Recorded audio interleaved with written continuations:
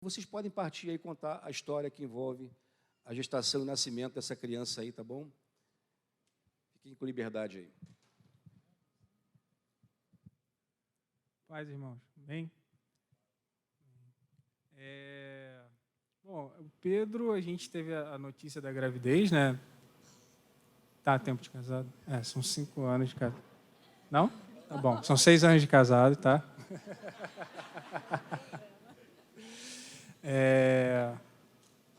E aí nós tivemos a notícia, né, da gravidez, né? Enfim, aquela alegria, né? Normal. E aí nós já queríamos, né? Oi? Nós já queríamos. Já orávamos ao Senhor, né? Para que quando viesse, né, que Deus abençoasse, tudo segundo o propósito dele, que Pedro viesse com saúde. Então era algo que nós já desejávamos, né? Isso. Depois de 9 meses o Pedro veio, né? Então a primeira, né, enfim, nós fizemos a ultrassonografia, né? Já no início teve um probleminha em relação ao hematoma, né, que a médica identificou na ultra que foi feita, mas né, falou para a gente, olha, vocês precisam tomar cuidado com isso, não fazer esforço, tudo mais, mas a médica de vocês vai explicar tudo direitinho, o que está acontecendo e tal. Vamos para a médica falou, não tem problema nenhum, é só mesmo evitar esforço e tal, vamos acompanhar. E aí, enfim, saindo esse hematoma, que é algo que pode acontecer, né, não teve nenhum sangramento, né, então, vida que segue. Fomos novamente para a ultrassonografia, a médica falou, não, tudo bem, realmente saiu, né, esse hematoma desapareceu, mas a médica falou para a gente, olha, vocês precisam, com 3 meses, fazer uma ultrassonografia que é a translucência nucal. Não sei se, enfim, é mais recente, assim, quem teve filho recente deve lembrar, enfim, que é uma ultra bem importante para acompanhar a questão do desenvolvimento do bebê, né? Bom, tá, pode ficar. Está agitado. Então, irmãos, pais, então a gente fez a primeira ultra. Quando chegou na outra ultra, a médica disse que sinalizou, né, que logo viria uma ultra, que era importante, a translucência nucal, a médica que fez a ultra, e disse para nós marcarmos logo, porque era uma ultra difícil de ser marcada, né? Então, ali nós saímos dali, eu com aquela preocupação de marcar a ultra. Mas quando eu fui marcar a ultra, eu pensei, como que eu vou marcar a ultra se eu não tenho pedido, né? Não é ela que faz esse pedido, é a médica que me acompanha, a minha obstetra, e a minha obstetra ainda não fez esse pedido, até porque não está na semana ainda. E quando foi mais à frente, quando a minha obstetra realmente pediu o exame, a gente facilmente marcou. E ali eu já fiquei achando estranho, porque que ela imediatamente, quando viu o Pedro na ultra, ela já pediu esse exame que era tão importante, sendo que essa sinalização nem deveria ser ela quem deveria fazer, né? E aí nós chegamos na semana específica de fazer a translucência nucal. A translucência nucal é um líquido, né, que tem na nuca do bebê, que é um indicativo de possibilidade de síndromes, né? Quando essa translucência nucal ela está alterada, o valor a partir de 2,5 sinaliza que o bebê pode ter alguma síndrome, né? E aí quando nós... Pode falar? Quando nós fomos fazer a translucência nucal, a gente vai mais animado, assim, que a gente sempre pensa naquilo que é bom, né? Então a gente sempre acha que não vai dar nada, então as outras pessoas passavam, né, para a gente. Olha, é bom porque dá para ver o bebê formadinho nesse momento. Então, a gente foi nessa expectativa, né, de ver ele formadinho. E assim que a gente chegou, a médica já falou para a gente assim, está alterada. E a gente ficou sem entender o que ela estava falando. Como assim? Né? Está alterada. Na verdade, ela já olhou, né?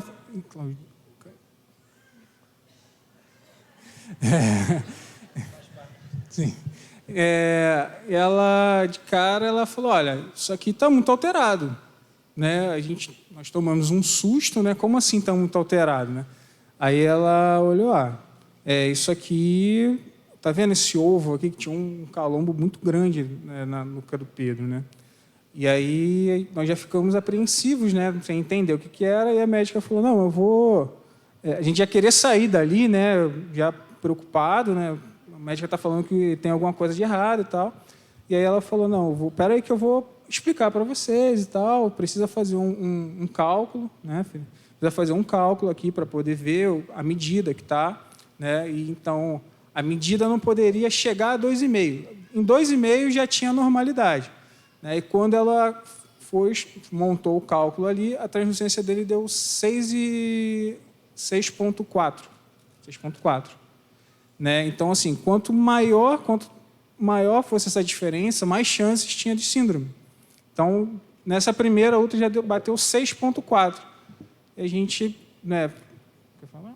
Nós ficamos, né, apreensivos com a situação, queremos sair dali, e a médica falou: não, conversa com a médica de vocês que ela vai explicar direitinho. Né? A Tarsila até falou: poxa, ela não tem muito tato, né, para poder explicar as coisas, a gente está aqui sem entender e tal. Mas ela falou: não, conversa com a médica de vocês. A gente queria um esclarecimento, mas ela não explicou nada para a gente, né? Deixou a gente sair dali muito preocupado, né?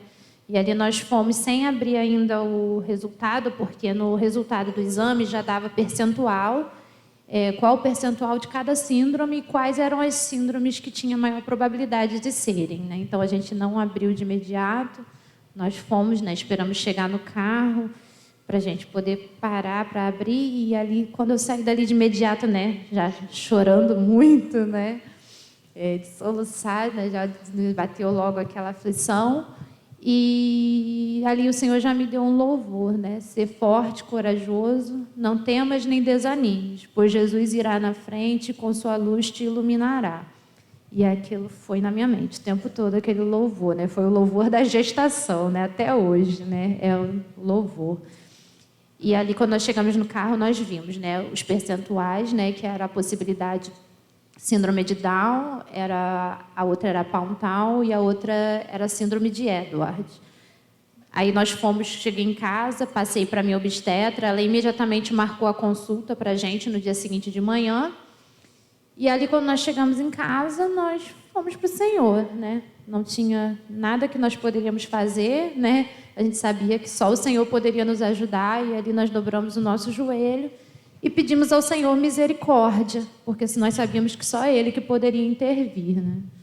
Assim, eu de imediato, né, eu pensei, né, o que foi que eu fiz, é culpa dos meus pecados, por exemplo, ela estava com uma dor na coluna, né, eu convenci ela a ir no médico, fez uma ressonância magnética um pouco antes de saber que já estava grávida. Eu falei: foi por causa disso, né?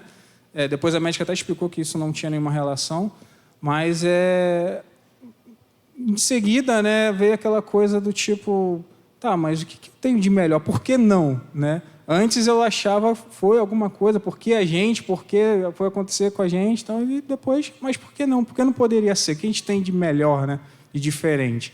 E aí foi quando nós, né, choramos, oramos, né, e fomos no dia seguinte para encontrar com a médica, né, na consulta.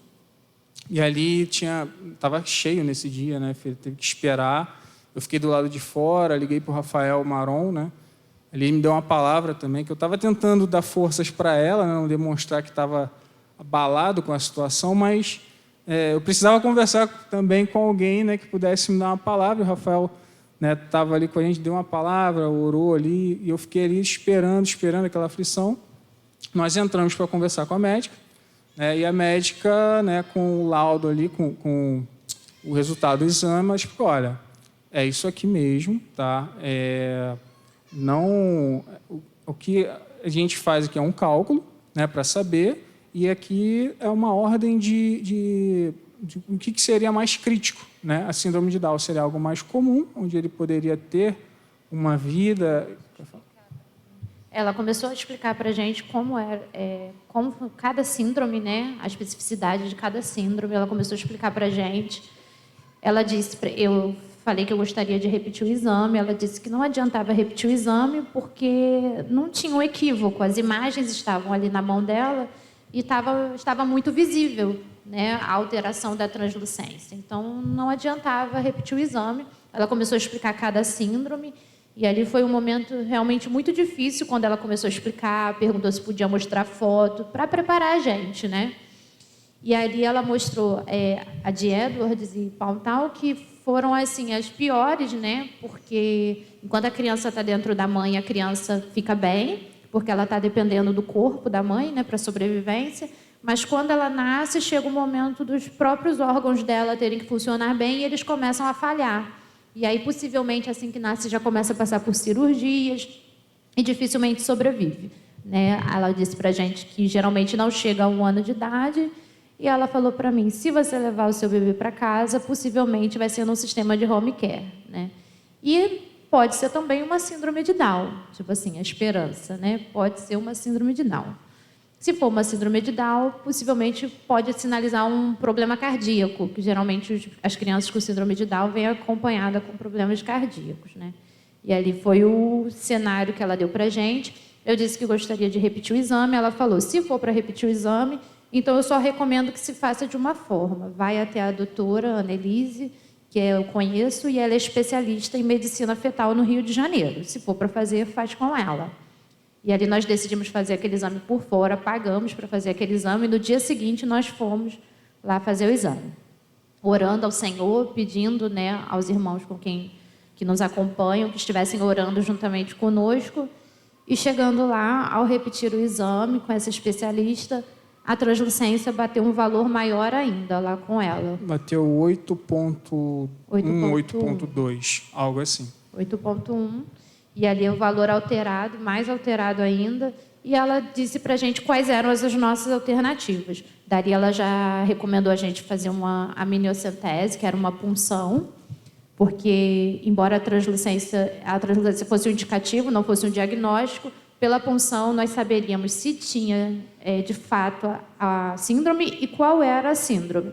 Ela falou, tanto a nossa médica quanto ela recomendou que nós fizéssemos esse exame, que era a punção, para que a gente pudesse se preparar, para que pudesse receber melhor o nosso filho, ou se preparar para perdê-lo, até porque a médica já tinha sinalizado que a gestação poderia não chegar até o final, era uma gestação que teria risco. Inclusive, depois a minha médica sinalizou que aquele hematoma inicial já poderia ser o próprio corpo reconhecendo que tinha algo de errado com o feto e querendo expelir, né? Então, a chance do aborto espontâneo. E ali ela recomendou a gente a fazer aquela punção, até porque tem casais que fazem para determinar se é a síndrome, porque quando eles tentam entrar com uma ação judicial para poder tirar o bebê, né? Isso foi o que ela passou para a gente, não era uma possibilidade para a gente. E ali nós, né, novamente, né, diante daquele cenário, né, começamos a pensar em relação à punção, né? Quer falar sobre isso? Aí, no caso, nós pegamos ali o resultado, né? A médica explicou para a gente o que poderia ser feito, né? Obviamente, de imediato, assim, na minha cabeça, eu queria fazer alguma coisa, né? Porque o que eu posso fazer, né? Eu queria assumir o controle da situação, só que eu não podia fazer nada, né? Então, a única opção que eu poderia fazer, que é o que ela mostrou, vocês podem fazer um exame para dizer qual é a síndrome, né? E realmente dizer, ó, tem uma síndrome aqui e é essa aqui, né? Porque, como ela explicou, as duas piores, que aí tem uma questão que ela coloca o ossinho do nariz no cálculo e tal, então estava indicando mais próximo de ser uma dessas síndromes mais graves do que até mesmo a síndrome de Down. Então, assim, os órgãos não se desenvolvem corretamente e aí, né, o bebê não vinga, né? Ele não consegue sobreviver. Nós voltamos na médica dela, né, levamos ali o exame e ela falou, olha, se eu fosse vocês, faria, né, esse exame, né, é um exame até que tem um custo elevado, mas, assim, eu sei que é complicado, mas, assim, para vocês se prepararem, imagina, vocês vão para casa, arrumam tudo e tal, e não sabem o que vem por aí, né? E ela falou, não vocês me desculpem, mas de fato, assim, se for uma questão de o bebê não tem como ter uma vida, vocês podem também optar, né, por um aborto, né? Vocês me desculpem que eu estou falando isso, mas é a realidade, né?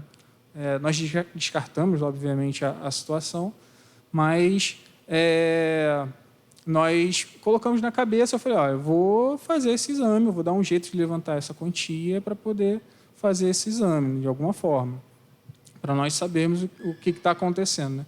E aí até o Rafael também falou, vamos tentar aqui com alguns irmãos para poder levantar essa quantia, ajudar vocês para poder fazer esse exame, que era um exame caro, né?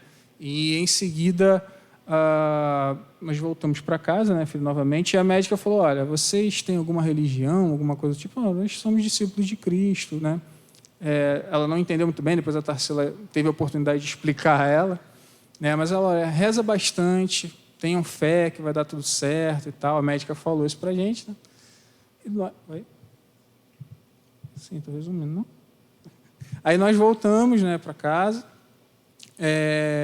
E aí, né, nós estávamos nesse processo de realizar o exame e tal.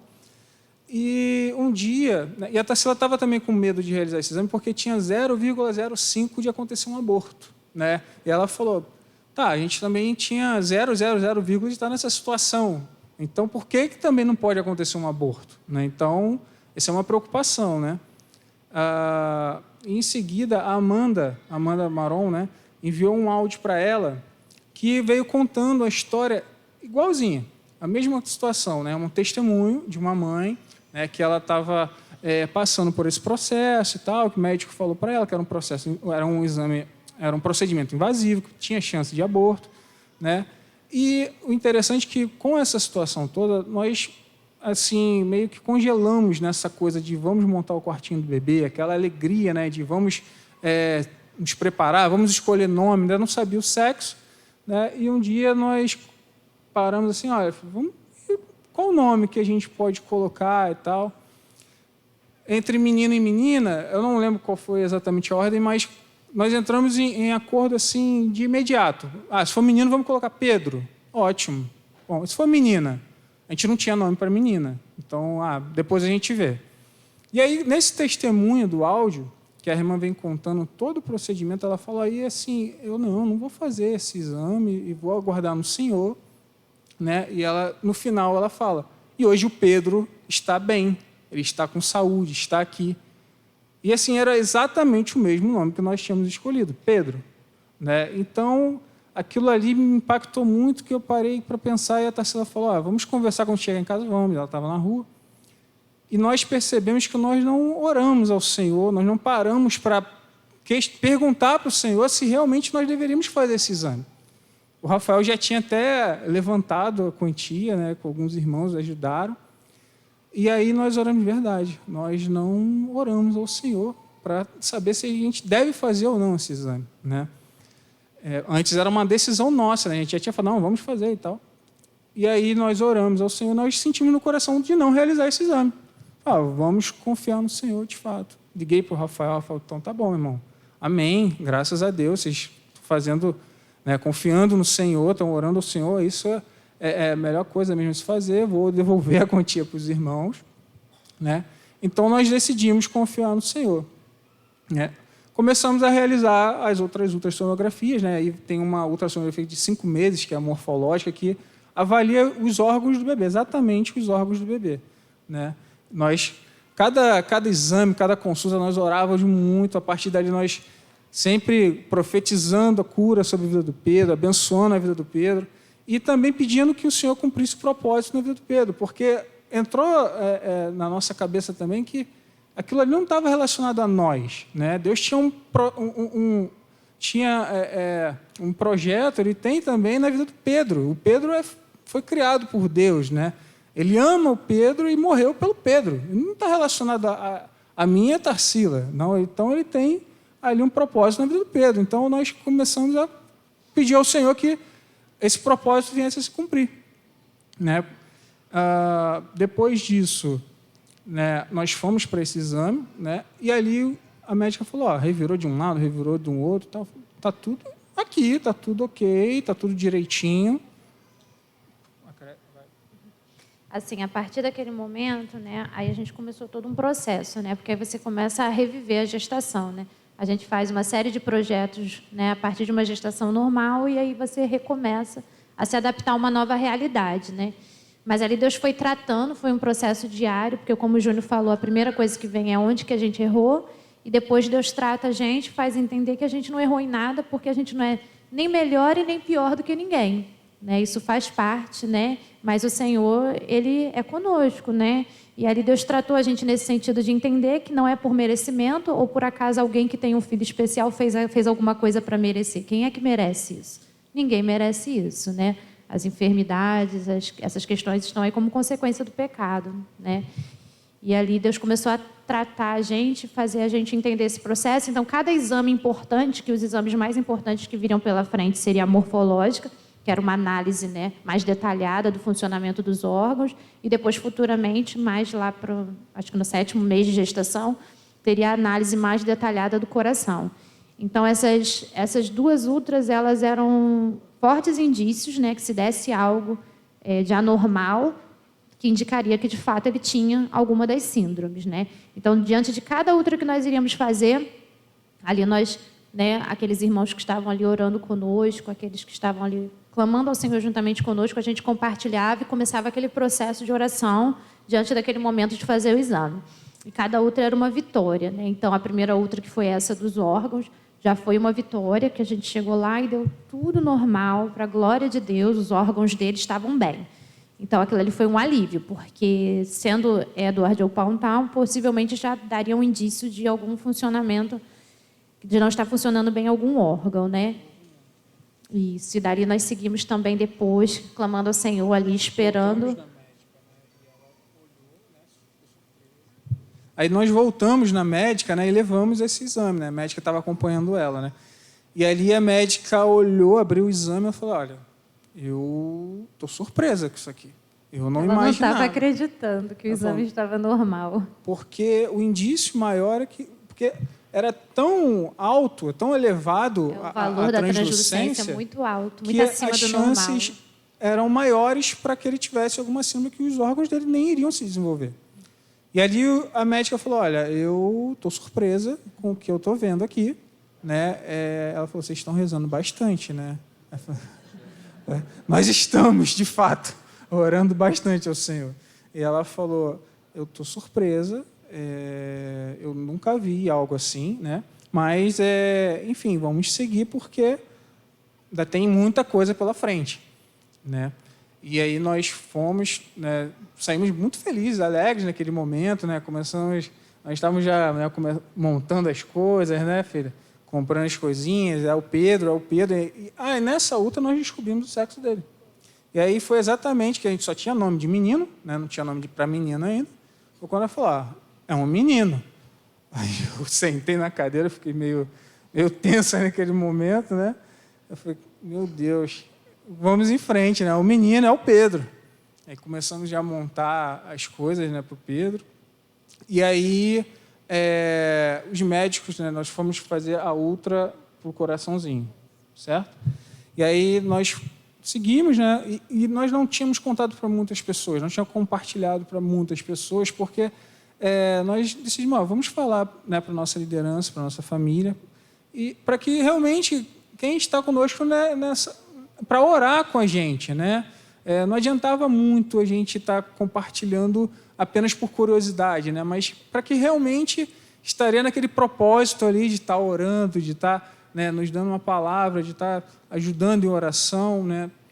Então, cada momento desse de vitória, nós compartilhávamos com os irmãos, né? O Jorginho, certo, também, que acompanha a gente durante muito tempo, também levou a questão para o grupo que estava lá com eles, estavam orando também. E aí a minha mãe também, nossos familiares, já tinham pessoas orando que a gente nem sabia quem era, né? Só ficamos sabendo depois. Fomos para a ultra para avaliar o coraçãozinho dele. Mais uma vez aquela apreensão, mas vamos confiar no Senhor, todo dia profetizando, orando, abençoando Pedro. E ali a médica falou: o coraçãozinho dele está tudo ok. Não estou vendo nenhum indício, nada aqui errado e tal, mas já que os órgãos dele estão tudo ok aqui, então acho que é uma síndrome de Down mesmo. A médica falou assim para a gente, né? Nós né, repreendemos e falamos, a gente está confiando no Senhor, quem vai decidir é o Senhor e pronto. É porque os médicos não conseguiam eliminar a possibilidade de ser uma síndrome. Eles não conseguiam acreditar que não teria uma síndrome, né? Por conta da experiência deles. A translucência era tão alterada que, de acordo com o histórico, com tudo que eles já presenciaram, eles não acreditavam que o Pedro poderia nascer normal, né? Então, era o que a minha médica falava. Tanto que o parto, ela marcou o parto com 38 semanas de gestação, certinho, porque ela tinha medo dele entrar em sofrimento fetal e porque qualquer coisa que pudesse fazer daria tempo de socorrer.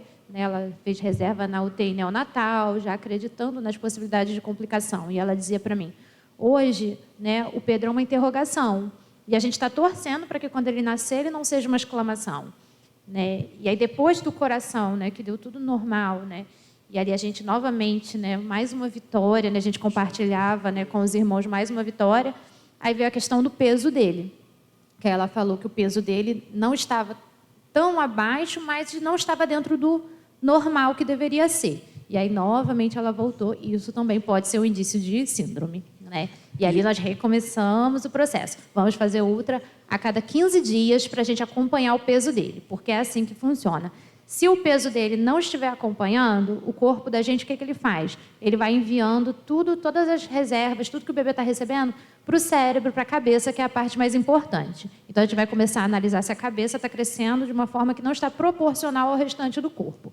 Se a gente perceber que isso está acontecendo, aí a gente pode precisar fazer uma cesárea de emergência a qualquer instante. Aí você vai ter que... Sempre esqueço o que vai ter que tomar, né, para poder preparar o Pedro para poder nascer antes do tempo. Né? E tem um casal também de amigo nosso que eles estavam também para ter um bebê e eles descobriram uma semana depois da gente.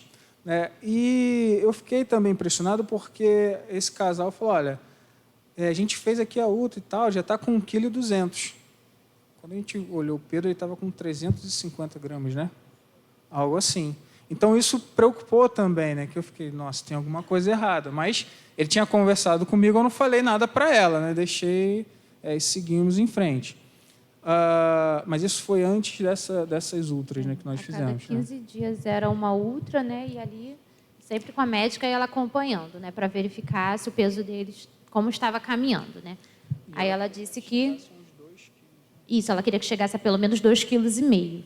Né? E aí, quando chegou a 2,5 kg, aquele alívio, que bom, porque era preocupante se ele nascesse, né, precisasse fazer a cesárea, e ele não tivesse 2,5 kg ainda. Então, ela foi, né, sempre ali acompanhando, bem de pertinho, aquele peso, né? Já não estava uma situação, ele deu um salto, né? Já melhorou, ele foi para mais de 1 quilo, né? E foi aquele alívio, mas ainda ficava aquela questão, ainda era um bebê pequeno, né? Não estava dentro do esperado, né? E ali a gente foi acompanhando até que foi chegando ao final da gestação, foi chegando a hora do parto. Nesse tempo, só um instantinho. Nesse tempo, Deus tratou muitas coisas assim, na nossa vida, né? Porque, de fato, é um tratamento muito profundo que Deus faz com a gente, né? A gente que é mãe, né? O bebê já nasce para a gente desde que a gente sabe que ele está aqui, né? E ali Deus começou a tratar muita coisa, né? Fazer a gente entender muita coisa, porque aquela história de que amor de mãe não tem igual, amor de mãe é o maior do mundo, né? E ali, quando eu quis falar para o Senhor isso, quis dar uma carteirada em Deus, Deus me deu uma outra tão forte que eu nunca vou esquecer na minha vida. Quando eu quis falar para o Senhor, Senhor, é meu filho, o Senhor veio e disse para mim, é meu filho primeiro. Antes de você sonhar com o Pedro, antes de você imaginar que o Pedro iria existir, eu já conhecia o Pedro, eu já chamava ele pelo nome, eu já tinha morrido na cruz por ele. Quer me ensinar o que é amor? E aí eu parei e pensei, quando meu filho nasceu, eu pensei, Senhor, ainda bem que ele estava sendo cuidado pelo Senhor, ainda bem que não era por mim, porque eu jamais poderia fazer pelo Pedro o que o Senhor fez. Né? Então, isso é muito importante, né, a gente saber, né, que antes do Pedro ser nosso filho, ele é filho de Deus. E ali Deus foi tratando e fazendo a gente entender que Deus tinha um propósito na vida dele, porque no momento, graças a Deus, nós não ficamos desesperados. Nós ficamos tristes, mas não desesperados, porque o consolo do Senhor, o socorro do Senhor, a certeza de que Deus estava no controle, era todo instante. Então, a gente não se desesperou. Mas, por um momento que doía muito, no meu coração era pensar nele nascer e ver ele sofrendo, ver ele passando por cirurgias, ver ele internado. Aquilo doía muito no meu coração. Eu não queria vê-lo sofrendo. E aí foi a hora que eu, naquele calor, eu disse assim, se não for para nascer com síndrome de Down, então que Deus leve. Eu não quero que ele venha nascer, porque eu não queria vê-lo sofrer. E isso Deus tratou também. Deus fez entender que não é conforme a gente quer, é o propósito dele, né? O Senhor vai fazer conforme a vontade dele. O Pedro é o propósito de Deus. Deus tem um propósito na vida de cada um de nós, né? E se aprovesse ao Senhor glorificar o nome dele através de uma síndrome, ele tivesse que passar por um processo de cirurgia, ele ia passar. Não era a minha escolha. E ali eu comecei a entender que eu precisava aceitar o propósito do Senhor, que o Pedro não era nosso, mas que o Pedro era do Senhor. E aí, em relação ao peso, né, nós começamos a fazer um cálculo ali, né, porque ele estava ganhando tanto de peso ali em relação a uma outra e outra. Ah, beleza, vai dar para chegar lá no peso uns 3 quilos, mais ou menos. E aí, numa outra, ele deu um salto ali. Foi quando nós glorificamos ao Senhor, que era a preocupação que a gente ainda tinha, né? Já na outra ultra, o peso dele não tinha subido tanto, né? E isso ainda ficou uma certa preocupação, né? E antes do nascimento, né? Uma semana antes, né, filha, do nascimento, 9 dias antes, o peso dele ali bateu 2,8 kg e alguma coisa, né? Que nós olhamos ontem. E aí a médica falou, né? Explicou exatamente isso para a Tarsila. Olha, nós vamos preparar, né, uma UTI aqui neonatal, deixar tudo pronto, tal, porque a Tarsila queria ter aquele momento de ter o Pedro ali com ele, com ela, né, assim que nascesse, tudo mais. Ela falou, olha, esse momento a gente vai precisar avaliar conforme a condição dele, né? Eu estou deixando todo mundo em alerta, né? Como a Tarsila falou, ele era uma interrogação para os médicos, né? E essa era a preocupação dela, né? Daquele momento, o que está acontecendo, para onde a gente leva, já deixou o carrinho, tudo separado para poder levar ele direto para a UTI. Ela falou, se ele nascer bem, vai para o seu colo. Se não, não vai ter momento fofo. Vai todo mundo direto socorrer ele, né? E aí, né, na hora do parto, né, eu estava lá naquele momento, eu lembro que a médica estava ali puxando, né? E a equipe foi cesárea. Justamente porque era uma preocupação também da médica, porque a Tarsila até queria o parto normal. Foram 38 né? semanas, né? Assim que fez 38 semanas, ela estava com esse medo dele entrar em sofrimento fetal e já marcou de imediato a cesárea. Exatamente. E aí a médica, né, alertou toda a equipe, olha, ele é um bebê pequeno, né, tem toda essa preocupação e tal. E quando eles foram tirar o Pedro da barriga, né, aí a pediatra olhou para ela, você não falou que era um bebê pequeno? Aí veio o Pedro, né? Aí ela falou, a médica falou, o exame mostrou que ele era um bebê pequeno. Aí ela falou, tá, mas esse exame está errado. Aí ela falou, então, são vários exames errados, porque todos eles vieram errados, um atrás do outro.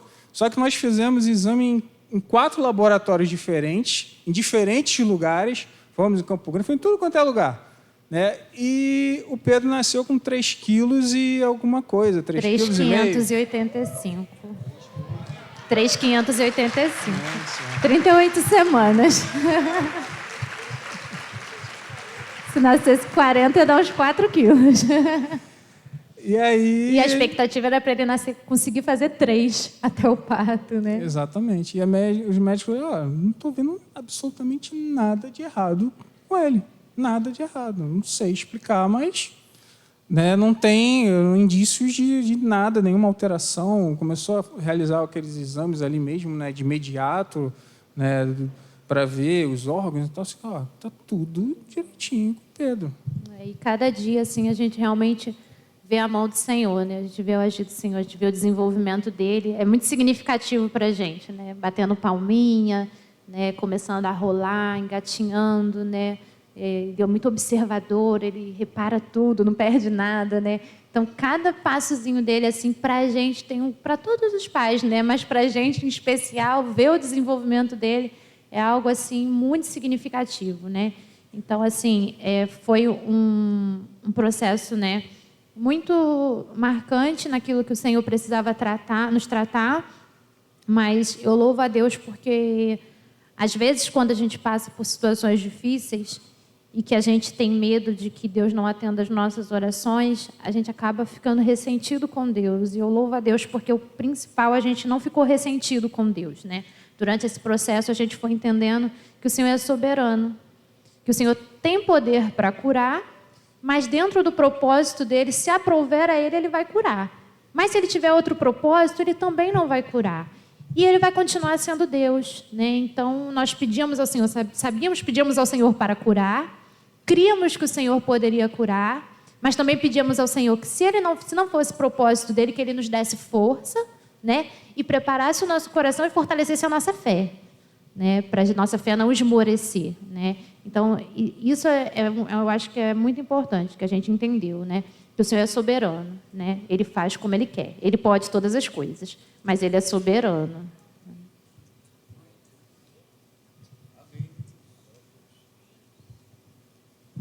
A gente pode aplaudir o Senhor mais uma vez, não, queridos?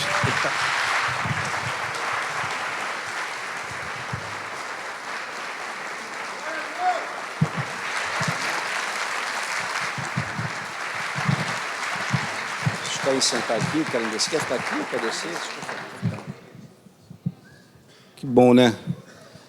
Não sei se você foi tão edificado quanto eu fui. Né, como eu falei no começo aqui, a gente acompanhou, eu falo, mas o presbitério todo acompanhou essa história desde o começo. Houveram muitas orações, embora eles não falaram com muitas pessoas, mas na época a gente falou isso e pedimos que a igreja orasse por isso. E cada vez que a gente recebia um relatório como esse, a gente ia seguir orando, perseverando, enfim. E foi uma bênção, né, ter ouvido isso. Eu queria ler um texto com vocês, para que você também... Eu sei que Deus já falou com você, já te edificou, mas eu queria aproveitar aqui essa oportunidade, porque quem sabe você está aqui, não sabia de nada disso, e você está aqui hoje passando ou passou alguma situação parecida, né? E as coisas, de repente, não aconteceu como você esperava, como a Tarsila falou aqui, o coração deles, né, pronto a receber, a aceitar aquilo que viesse. Eu queria ler um texto contigo, rapidamente. João capítulo 13. Aqui fala da última ceia que Jesus fez com os discípulos antes dele ter sido crucificado. E o texto diz assim, olha, a partir do verso 1. Ora, antes da festa da Páscoa, sabendo Jesus que era chegada a sua hora de passar deste mundo para o Pai, tendo amado os seus que estavam no mundo, amou-os até o fim. Durante a ceia, tendo já o diabo posto no coração de Judas Iscariote, filho de Simão, que traísse a Jesus, sabendo este que o Pai tudo confiara em suas mãos e que ele viera de Deus e voltava para Deus, levantou-se da ceia, tirou a vestimenta de cima e, tomando uma toalha, cingiu-se com ela. Depois deitou água na bacia e passou a lavar os pés aos discípulos e a enxugá-los com a toalha com que estava cingido. Aproximou-se, pois, de Simão Pedro, e este lhe disse: Senhor, tu me lavas os pés a mim? Respondeu-lhe Jesus: o que eu faço não o sabes agora, compreendê-lo-ás depois. Até aqui só.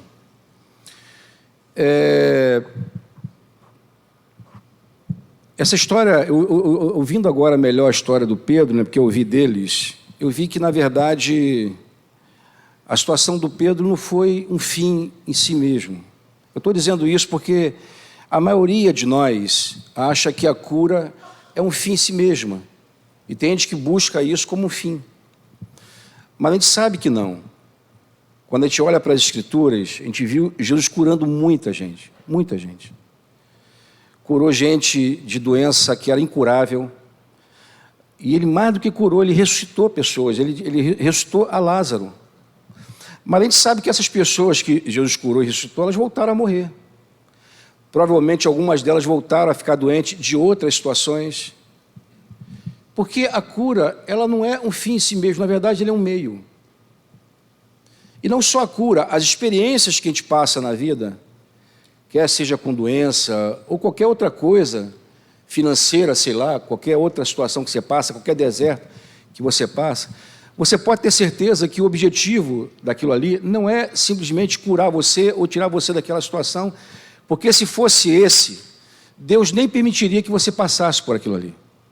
Só se ele fosse um Deus caprichoso, maldoso, que permitisse que você ficasse doente só para te curar.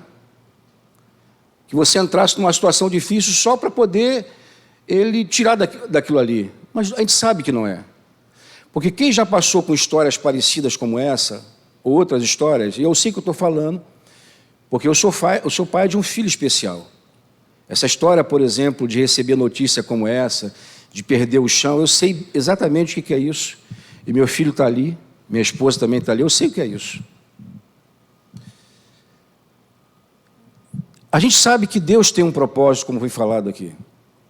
E através de situações que a gente vive na vida, na verdade, Deus tem algo para fazer que às vezes é outra coisa completamente diferente daquilo que está ali. Por exemplo, Deus quer se revelar a nós. Deus quer que você o conheça. E conhecer a Deus não é algo que você aprende lendo sobre Ele. Você pode saber tudo sobre Deus e sem conhecê-lo. Conhecer a Deus é experimentá-lo. Conhecer aquilo que está escrito, conhecer Deus como provedor, como aquele que realiza milagre, cura, qualquer outra coisa, é provar essas coisas, é experimentar isso. E quando você experimenta, você não só recebe aquilo que você precisa, você recebe muito mais do que isso, porque você recebe conhecimento de Deus. Você passa a conhecê-lo um pouco melhor. Essas coisas não são um fim em si mesma, porque Deus usa essas coisas como instrumento para mudar o teu coração, para revelar quem você é, para estender o teu interior, para te agregar fé. E eu sei que na vida dessa família, desse casal, e por tudo aquilo que eu ouvi naquele dia, eu sei que o que aconteceu com eles foi mais de ver Pedro hoje sem nenhuma sequela. Porque Deus mudou o coração deles, foi mudando à medida que eles foram passando por cada situação, por cada etapa, e Deus foi se revelando e mostrando o poder dele, se mostrando, dizendo que é digno de que você ponha a tua confiança nele. E essas coisas, meus irmãos, só se aprende quando se passa por determinadas coisas. Essa é a verdade. E a Bíblia diz isso, a Bíblia diz que todas as coisas, e são todas realmente, todas as coisas cooperam para o bem daqueles que amam a Deus, daqueles que são chamados segundo o seu propósito. Deus tem um propósito. Deus tem um propósito. E esse propósito está está muito além de você ter prosperidade na vida, de você ter uma família, de você ter filhos. Eu estou dizendo isso porque tem família que não tem filhos, pelo menos natural, ou outras famílias que vivem de forma apertada. O propósito de Deus está para além disso.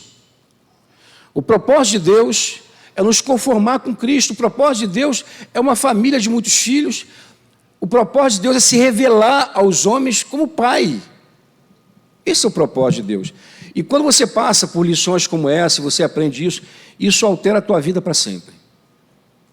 E isso te prepara para coisas futuras, inclusive. Para situações que você não sabe. Isso prepara você para ser um instrumento para a vida de alguém. Porque você passou pelo deserto e você conheceu um pouco mais de Deus. Entendeu o que estou falando, não? Então é isso. É assim que tem que ser. Estou falando porque eu não conheço, quer dizer, hoje eu sei que tem pessoas aqui que vieram aqui pela primeira vez. E claro que Deus te trouxe aqui para poder falar contigo, para falar o teu coração. Amém? Algum dos pastores aí quer falar alguma coisa? Franco, você quer aproveitar aqui também a oportunidade? Você quer chamar a atenção? Uma canção? Ah, tá. Uma canção. Então, achei que ele ia chamar a minha atenção, então não é não, graças a Deus. É uma canção. Melhor assim, né, Amadinho? Uma canção. Amadinho também canta? Não, melhor deixar isso para um momento mais íntimo, Amadinho. Mais entre nós. Obrigado. Obrigado pelo testemunho e pela palavra do Cláudio, muito propícia, né, amados? Amém? Eu quero chamar uma canção, mas eu quero falar aqui 1 minuto com vocês o seguinte. Quando eu ouvi o testemunho desse casal, eu me lembrei de uma situação que eu vivi quando fui morar em Curitiba. Assim que fui morar em Curitiba, Denise adoeceu muito. E eu também passei umas guerras muito violentas, acabei cometendo um pecado lá. Eu cheguei à conclusão, porque o Espírito Santo convence a gente de pecado. Não sei se você sabe disso. O Espírito Santo convence, o Espírito Santo não nos culpa. O Espírito Santo não nos acusa. O Espírito Santo nos convence que estamos em pecado. O Espírito Santo não produz culpa em ninguém. Você pode ter certeza do que eu estou falando. Ele só convence, você pecou.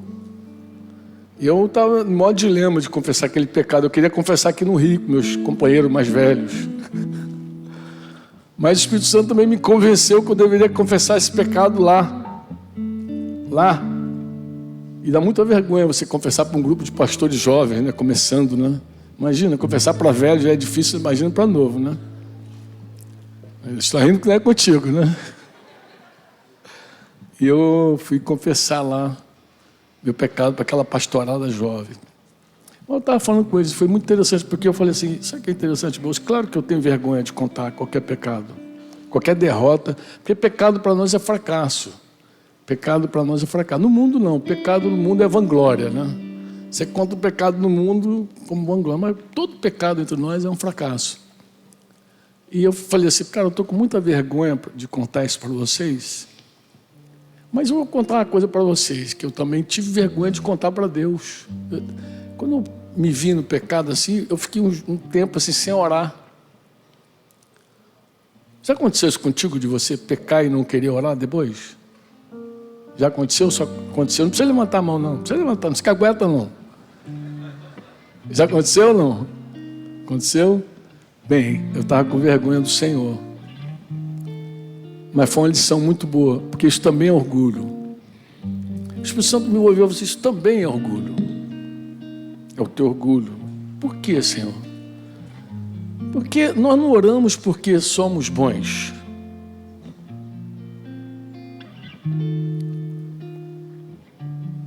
Isso que o testemunho me trouxe à memória. Quando eu era novo convertido, um dia eu trabalhei muito na evangelização. Passei o dia com Fonseca, lá em Madureira, pregando. Diz que Fonsequinha. E passamos o dia inteiro pregando no viaduto de Madureira. A gente gastou o dia em Madureira, que a gente falou assim, Madureira é o lugar da gente pregar, lá tem muito peixe. E fomos para lá o dia inteiro. E eu cheguei em casa assim e falei assim, hoje o Senhor vai me ouvir. Hoje Deus vai ouvir minha oração como nunca. E foi a pior noite da minha vida. Aquela lição foi muito especial para mim, porque o céu fechou, o negócio blindou, me deu uma angústia tão profunda. E no meio da minha tristeza, da minha angústia, tentando encontrar Deus, o Espírito Santo me socorreu. O Pai, na sua misericórdia, falou, olha, você nunca mais tente se achegar a mim por suas obras, porque você só entra aqui pelo sangue do Cordeiro. Você não tem nenhum outro acesso aqui que não seja pelo sangue de Jesus. Isso era um novo convertido. Então eu levei para a vida, guardei. Mas naquela ocasião lá em Curitiba, há 7 anos, 8 anos atrás, eu estava com vergonha de orar. Por que eu estava com vergonha de orar? Pela mesma razão, pelo mesmo orgulho de achar que Deus olha para a gente porque a gente é bom ou porque a gente é mal. Se a gente é mal, Deus não quer. Se a gente é bom, Deus aceita. É o mesmo orgulho, é a mesma tentativa, a mesma raiz. É a mesma tentativa de ser aceito por aquilo que você é. E eu te garanto, ninguém aqui é aceito pelo que é. Nem pelo que você faz de bom e nem pelo que você faz de mal. Deus não te rejeita quando você erra e não te aceita porque você acertou.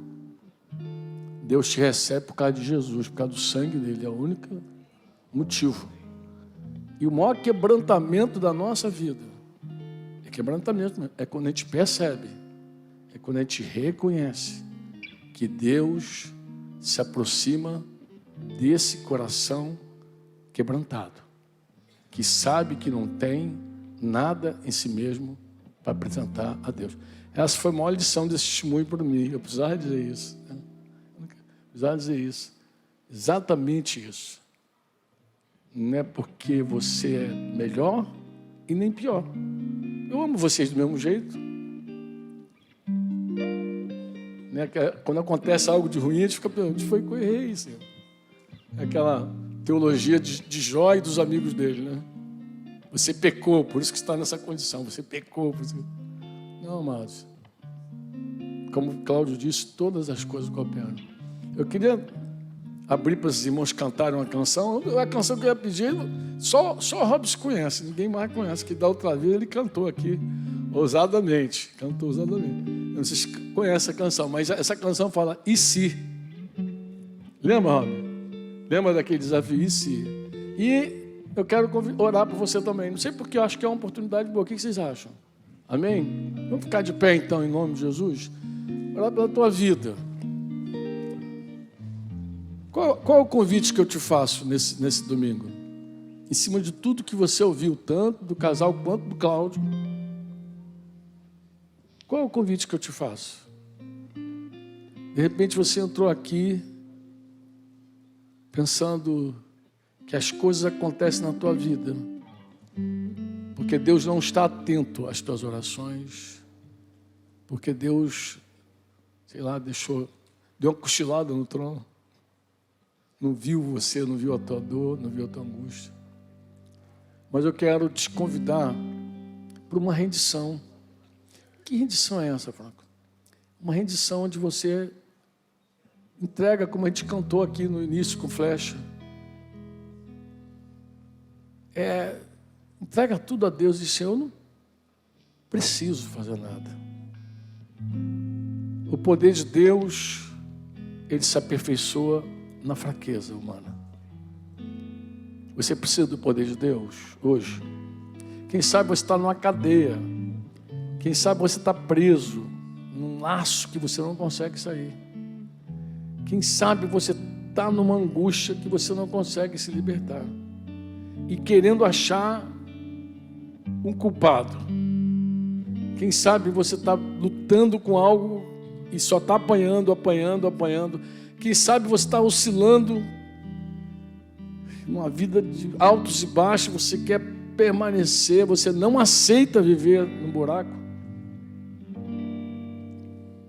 Mas hoje eu digo para você, em nome de Jesus, aceita a obra do Senhor, confia nele de todo o teu coração, se entrega a Ele completamente, admita a tua fraqueza, admita que você é impotente, como o Júnior disse, somos impotentes, não há nada para fazer, renda-se ao Senhor.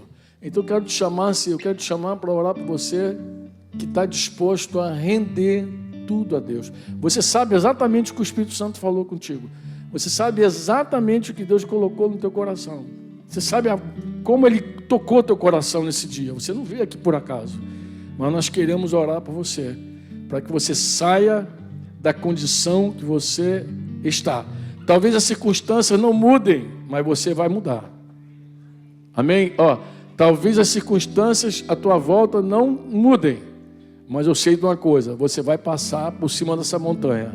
Você vai sobrevoar, porque Deus vai mudar você. Pai, nós estamos aqui no nome de Jesus.